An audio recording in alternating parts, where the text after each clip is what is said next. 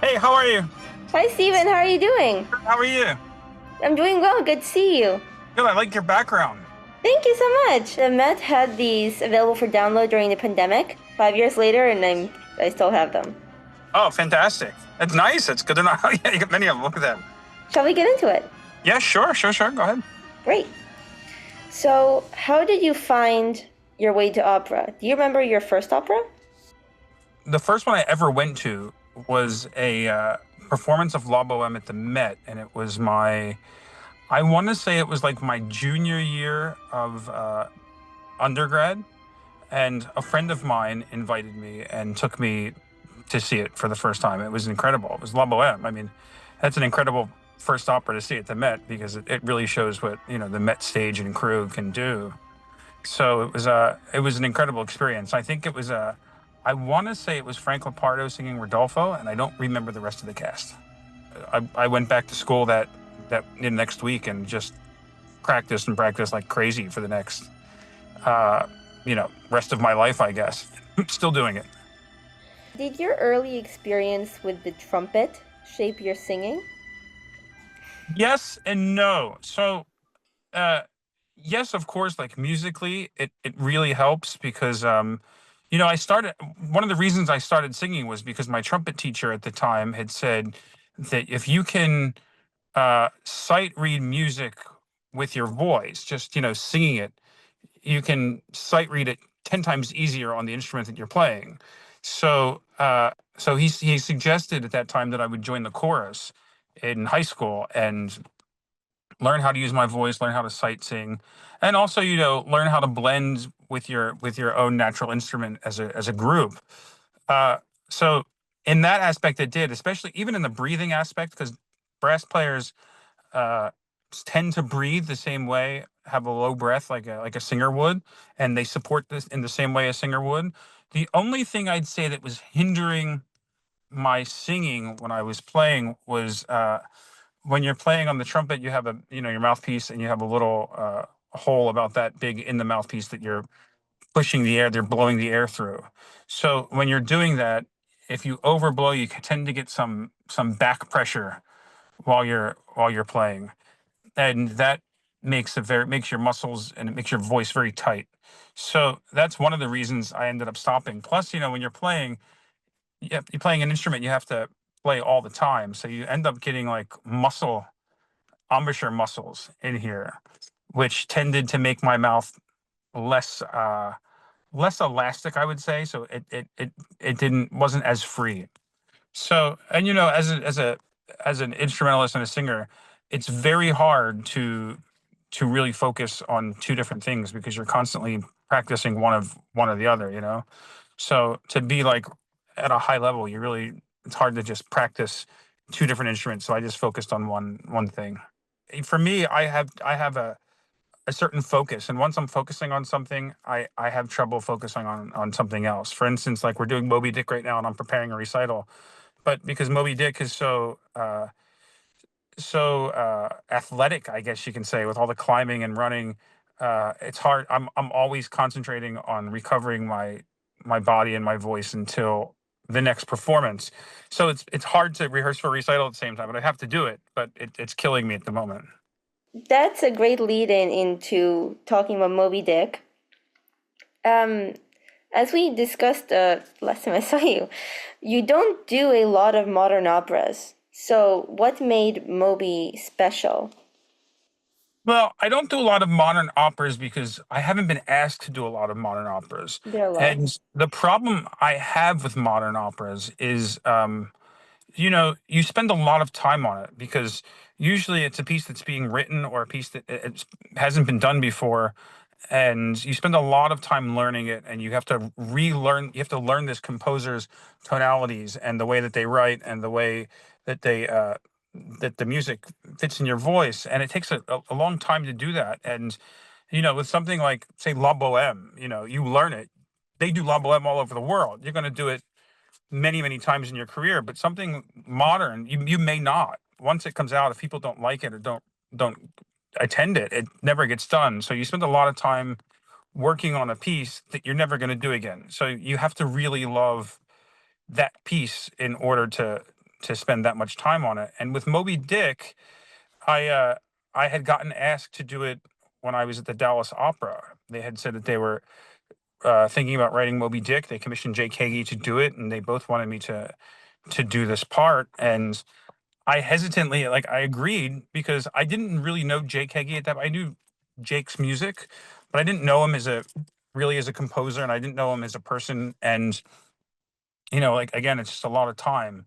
So I agreed to it, and I asked if it was possible for me to actually go out early on and hear uh, Moby Dick before, you know, as it was being written, before I really agreed to it. And Jake had only written, I think, like uh, Act One at that point. Like, and so I flew out to San Francisco. I sat in his studio, and I listened to the music, and I was blown away. And I thought, this is either going to be the greatest musical experience in my life, or it's going to be a huge success for this piece, and I'll do it again.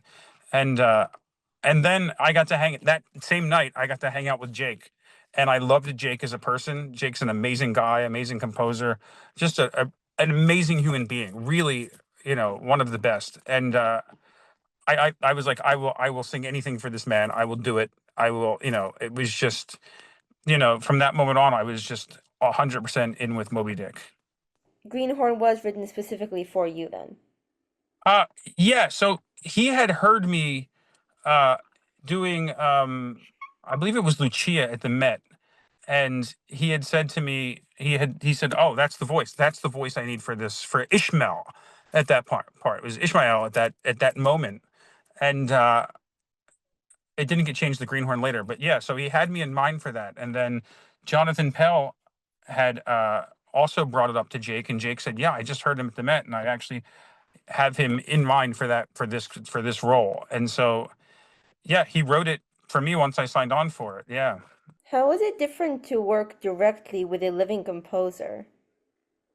It's incredible. It's, a lot of people say, that I've talked to that have done modern opera, they end up having uh,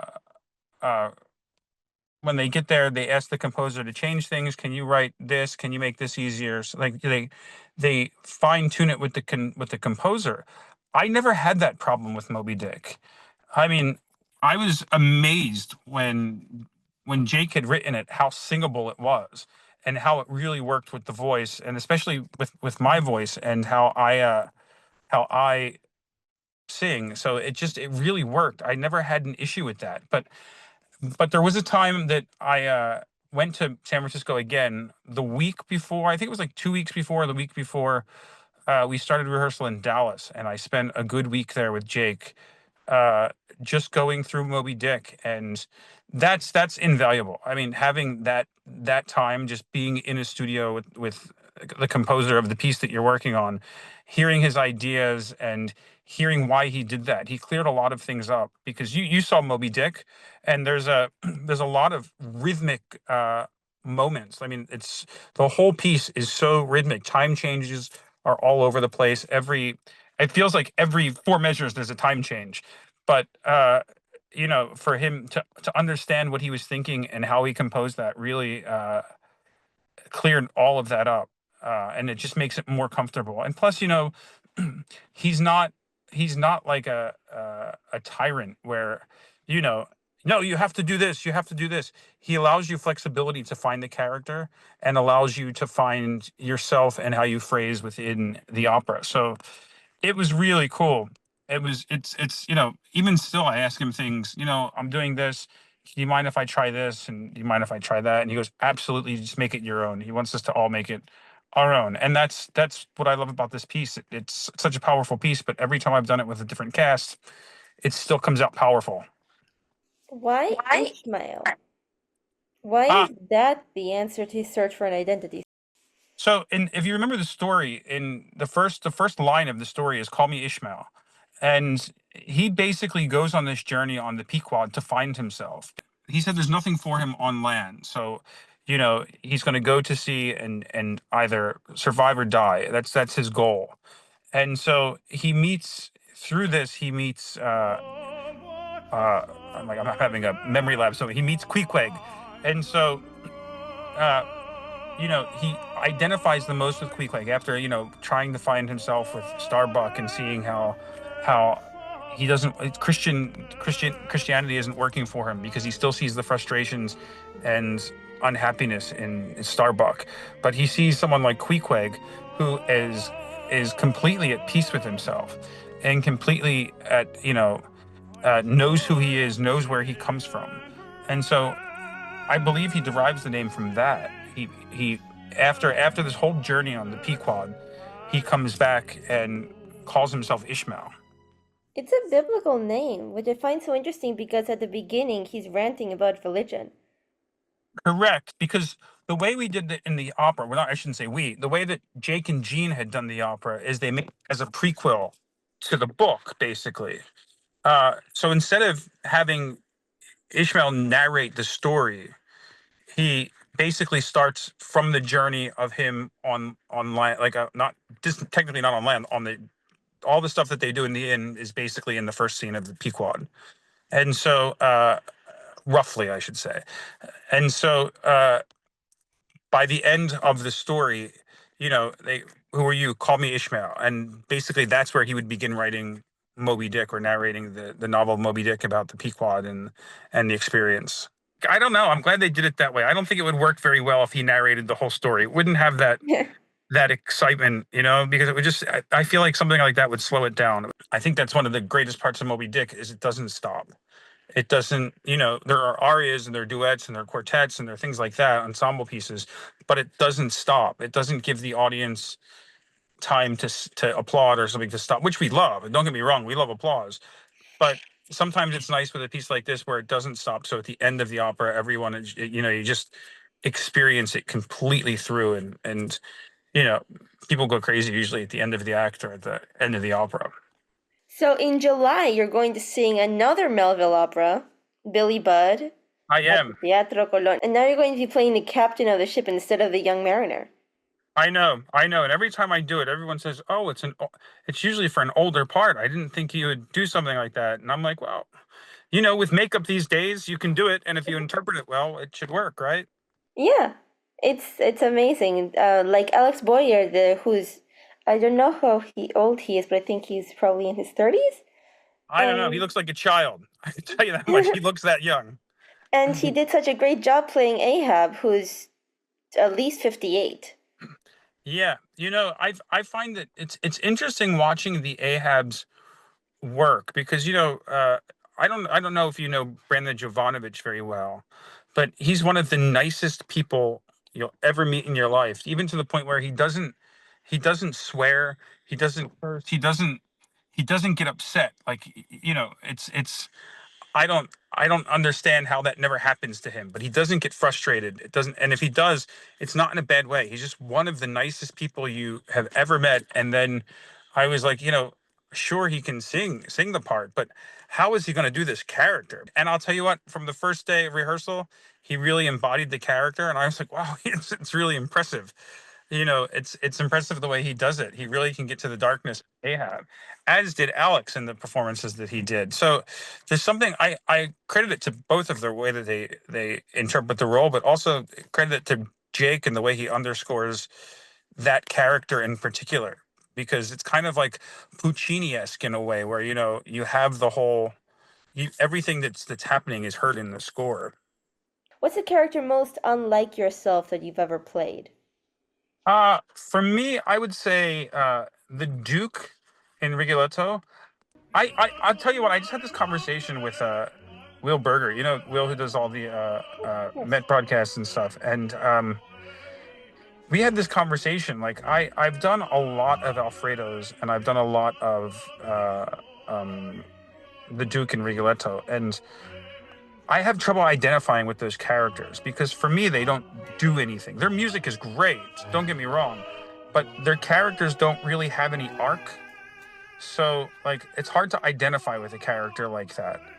Because even if you ask my wife, I tend to do random different things all the time. Like I'm always changing different aspects of myself based on what I'm doing or the surroundings that I'm in. And I like finding characters that have emotion or arcs or different phases of the character. And for those roles, it's hard to find because if you look at the Duke in the beginning, he's a jerk, he's a womanizer, and then maybe in Act Two when he's singing Parmy, you slightly hear how he is in love with Gilda, but then that goes away. That's not even in the play. That scene's not there, you know.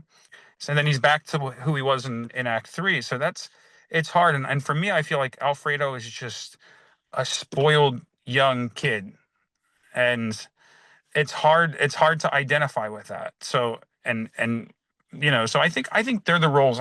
For me, I like singing them, but as a character, they're hard to really find a deep interaction with. So what keeps you coming back to them? Work. I don't know. Uh, no, I like singing it. Don't get me wrong. I like singing the music. It's and I'm every time I do it, I'm hoping to find it. I'm hoping that maybe something will change, or maybe something will do something that changes it. And I'm always searching for that. And plus, I'm always trying to make things better. So now, a lot of your rep these days consists of heavier roles like Don Carlo and Tosca, but you've spoken a lot about your love for bel canto. How Mm. much is that going to continue to be a part of your life now that your voice is heavier and fuller? I did Tosca twice, and once is in concert, and the next one was in a production. And I loved the music for Tosca, and I wanted to try it, and so I tried it. I tried it in concert in a safe space in like Taiwan, and you can't. A lot of people aren't going to hear it on the other side of the world, so you can really, you know, figure out the character and the music, and I really enjoyed it. But I did find that at the moment, Tosca is very middle voice heavy, and it's nice for a while, but I can see after a long run of doing it, and once you do something, people often ask you to do it many times after that. And so I don't really want to sit in roles at the moment that are all middle voice heavy. For me, I feel like Don Carlo is better for me at the moment than Tosca, because I did my first one in Munich and did it successfully. Uh, I think it was 2 years ago. I'm going actually in a couple weeks to do it again in Munich. But I find that more bel canto esque. You can think of Don Carlo more in a bel canto way of singing. You don't want to make your voice bigger for it, which people tend to do. That's what they think. They think Don Carlo, it's heavy, it should be this. But if your voice can cut through the orchestra fine, then that's all you need. It also depends on who you're singing with, who the soprano is, and who the baritone is you're singing with and stuff, and who's conducting, of course. Uh, but if you think of when I approach it, I think of it more in a bel canto structure. So and for me, that makes the role more successful for me, and then my voice carries it the rest of the way. Because I love bel canto music. I'm still wanting to do it. I have a few bel canto things coming up, and there's a lot of things that I want to redo again uh, that I haven't done in a while. I it started actually with Roberto Devereux. I did Roberto Devereux a couple years ago in Zurich. It was the first uh, opera production I did in Zurich, and uh, I loved it. I went back to it. I loved it. I found things that I couldn't find before that I was able to do, and I had one of the greatest experiences with it. So I want to keep doing more bel canto music. It's harder though because I find nowadays it's harder to find a soprano that has a fuller lyric voice that wants to do bel canto. Nadine is doing it, but it's hard to find a fuller lyrics soprano voice that does bel canto. Why do you think that is? I don't know, because I'm also noticing that a lot of Rossini type tenors are moving into bel canto rep, like more like Lucia's and things like that. And I think it's just because they usually cast lighter sopranos for those things. But there's a million heavier sopranos that would want to do it, but I don't know why they're casting lighter sopranos for it. It's an And maybe when interesting they, question. because when you do Lucia, yeah, it's great to have a great Edgardo, but the first thing you do in Lucia is like, oh, let's look for a Lucia. Same thing with any of the Queen operas or any of the most bel canto stuff. They look for the for the soprano first. Even in Roberto Devereux, they're always looking for the Elisabetta first. You know, Even though literally the title character is the tenor. correct. But because he's on stage most of the time. But she has that big chain at the end. That's it. It's equal. They're equal parts. You've also been open about your love for the French repertoire. So Mhm. why is that? And what French role is highest on your wish list? Well, I've done Faust. I've done Romeo and Juliet. I just did one in Zurich, which I love doing. Uh, and I'm doing Werther coming up for the first time. What about Don Carlos? Uh, I don't know. I that's a funny thing because there's so many versions of it. You have Don Carlos, the French. You have Don Carlo, the Italian. Don Carlo, the 4-act Italian, the 5-act Italian. It's there's so many versions of it, and I really enjoyed it in in Italian. So I'm gonna do that a few more times, and I'm doing the 4-act version coming up, I believe, next year in Dallas. I think it's the 4-act version, but they added the Lacrimosa in Act 4 from the French version. So yeah, it's kind of a mutt production of Don Carlo, but it's a great production and it's a lot of fun. So with an incredible cast. Oh, it's Etienne Dupuis, Nicole Carr, Christian Van Horn, Morris Robinson, Emmanuel Vium conducting. It's an incredible cast. Oh my gosh, heaven. Yeah, I mean it's fantastic. Your wife, Yoon, is a first violinist in the Met Orchestra, Yeah, she's actually working right now, right, doing the opening of Magic Flute. but she was playing in the orchestra in Moby Dick, yes? Yeah, she plays. Yes, I She thought so. tries to play every show that I'm doing at the Met. So she was playing. She plays all the Moby Dicks. Every show that I've done since we've been married, she's played. What happens when you're singing and she's playing? I don't know. She gives me a lot of looks, especially if I have to if I'm doing something like Traviata or when there's like love scene or something. She does look. She does give me the stink eye, but in a playful way. But yeah, she's yeah. hmm but she's great. She's a great support system too. And when I'm on stage, and then she'll come back at the act and let me know, oh, this is great, this is fantastic, or she's great. It's nice to have her down there because I've got to know a lot of the orchestra players as well, and they're all great people. So because she's so busy with the orchestra all the time, she rarely gets to do other things. But to be quite honest, since Yannick has come to the Met and became music director, the orchestra has been doing a lot of uh, chamber concerts now at Carnegie Hall, which I think has been fantastic. It's really like a chance to, my wife has done a few of them, and so you can hear like how great of a player she is, and you can do that with a lot of the instrumentalists at the Met now. It's like you see them in a group, you hear them as the orchestra as a whole, but to hear them by themselves as soloists and in ensembles and small ensembles, it's been incredible. I'm really glad they started to do that. How So is then I get to be a support system. Then I get to go and cheer her on, or when the orchestra does Carnegie concerts and stuff like that, which are equally fantastic. how is the Met special to you? I think the people that are there are a pretty special group of people. Uh, and look, I kind of grew up in at the Met. I made my debut when I was 25, I believe.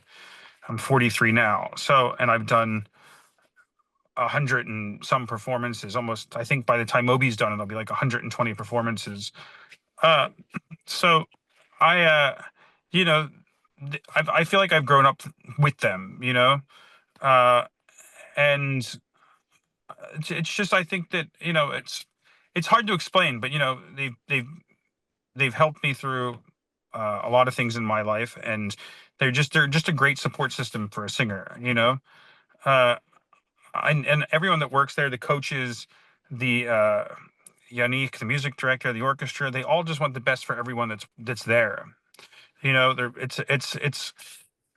it's a really incredible house to be in all the time. I think that what they specialize in is just really supporting everyone that's there. About Coco, how does How does she engage with your singing? Does she like opera? You know, she's pretty good with it. So when I'm singing around the house, she doesn't really care, but she follows us around. See, Coco is a special dog. She has a great personality. But the funny thing about her, she was a quarantine dog when we got her during COVID, because our dog Pebbles had died a few months before that, and he died just of old age. And so we got Coco. We were still in the quarantine because it lasted 2 years, and we were in the house a lot, and we were she was with us all the time, so she grew up with us being around. And then when we started to go back to work, she had terrible separation anxiety. So she's not bothered by my singing, but she gets bothered if I leave the room, to the point where, like, if I like if I'm sitting on the couch with her and I just move my leg to like adjust my body or something, she jumps up and runs out as if we're going somewhere. So so she's good, but she's getting better with that. She's great to fly with. She sleeps the entire flight. Uh, when I was in Romeo and Juliet in Zurich, my wife had brought her to the dress rehearsal, and she sat in the box and watched. And every time I sang, her ears perked up, and she looked around a little bit. Then she went back to sleep. So sweet. She's Yeah, she's a great adorable. dog. We're fortunate. She's a great dog. How do you see the future of opera? It's hard.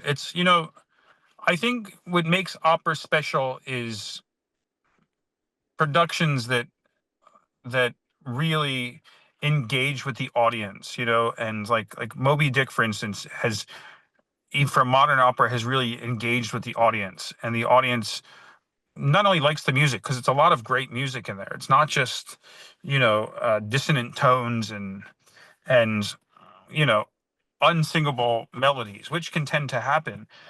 This is an opera that has beautiful melodies, beautiful arias, and it's like it's why we go to the theater. We go to the theater because every day we deal with something. We have different stresses. We have uh different things going on in our lives that we just, for 3 hours, want to get away from, and just be entertained. That's why you go to these things. Look at all the Cirque du Soleil shows. They're basically the same. They're all doing the same acrobatic things in different forms and different ways, and maybe the story is a little different, but it has the same principle. People go all the time. Every time there's a new one, or there's something, everyone goes, and it's because it's enjoyable for them to watch. They're engaging with the production. So I think that's what we have to focus on. And you just answered my last question, which was what can we do to keep opera thriving for the next generation? But I think the way to do that is to make it enjoyable for everybody.